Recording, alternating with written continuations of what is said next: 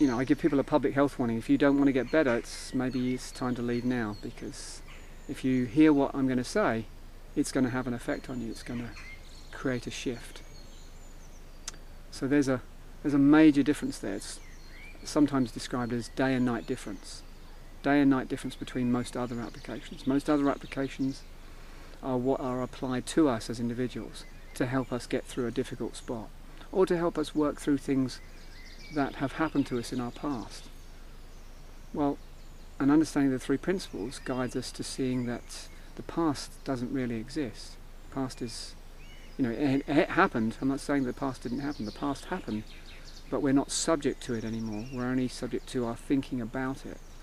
So it's only when our thinking drifts back into our past, and if we've had traumatic circumstances, then it's highly likely that that will happen, that our thinking will go back to those circumstances and actually make us feel uncomfortable, make us feel wretched even sometimes. But it's coming to an understanding that it's thinking that leads us there.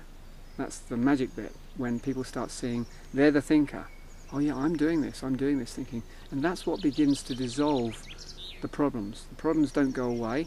You can't change your past, but you can begin to see your past in a different way. It's not denial. It's not like, oh, I'm going to pretend that these difficult things didn't happen to me. It's not like that at all. It's actually just really recognizing, well, yeah, that did happen to me, and that wasn't a nice thing to go through. But here I am now, and I'm still alive, and I'm still feeling okay, and that's okay, and I can move forward with that. I can move forward with the understanding that whatever happened to me in the past, I can be free in the now. I can move forward, experiencing and enjoying being alive, and enjoying my family and enjoying my friends, and just having a nice life.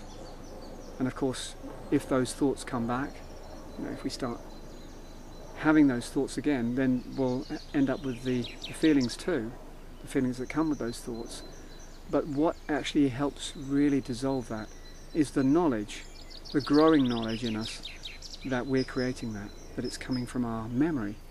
It's not actually creeping back out of the past to attack us, to make us feel bad. It's actually coming from our memory. And so when we see that we're the only one that can access that memory, we're the one thinking the thoughts, it starts to free us up.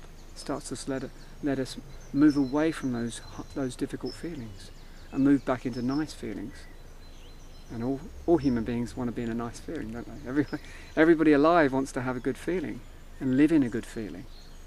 And so it's a real magical experience to start seeing that if we let go of those that thinking process, if we let go of those thoughts that are making us feel bad, then we start automatically, without having to do anything, without having to apply anything to ourselves, we start living in a good feeling again.